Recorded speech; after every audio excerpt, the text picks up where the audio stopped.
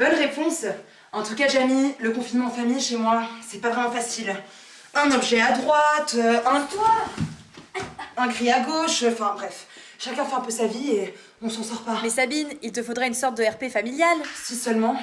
Attends 2 secondes. Le RP, l'Entreprise Resource Planning, existe déjà depuis 1990.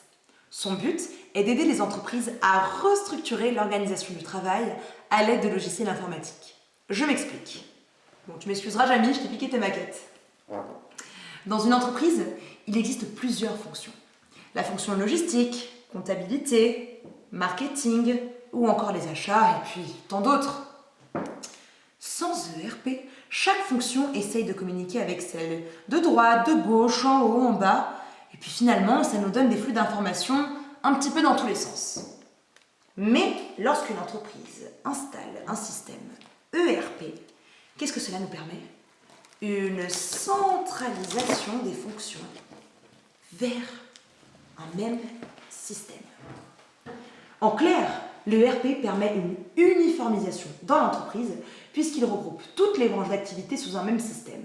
Et par conséquent, il favorise l'amélioration d'opérations interfonctionnelles entre toutes les différentes branches. Mais attention, ces systèmes sont extrêmement longs et coûteux à mettre en place. Et ils demandent donc à l'entreprise une adaptation de la gestion. Ils font donc peser les coûts, les bénéfices avant de se lancer. Mais concrètement, Sabine, quels sont les avantages obtenus? En clair, il permet l'amélioration des performances commerciales, des gestions des stocks et des achats, un fort taux de croissance ainsi qu'une aide à la prise de décision stratégique. Sabine, reviens au fondu ce soir. Bah alors, Sabine, il te faudra un petit coup de pouce pour prendre une décision. Pour ça, je connais quelqu'un.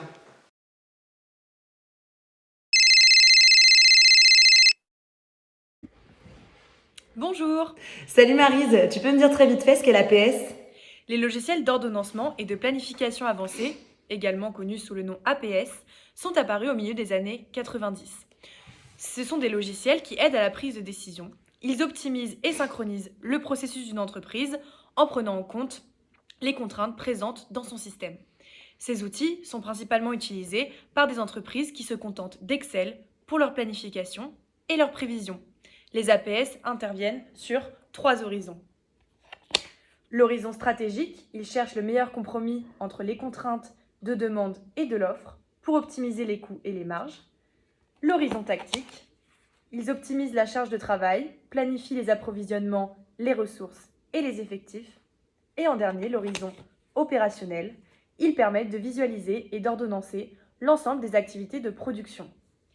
Grâce aux APS, les personnes sont donc en capacité de prendre des décisions claires lorsqu'il existe de nombreuses autres possibilités.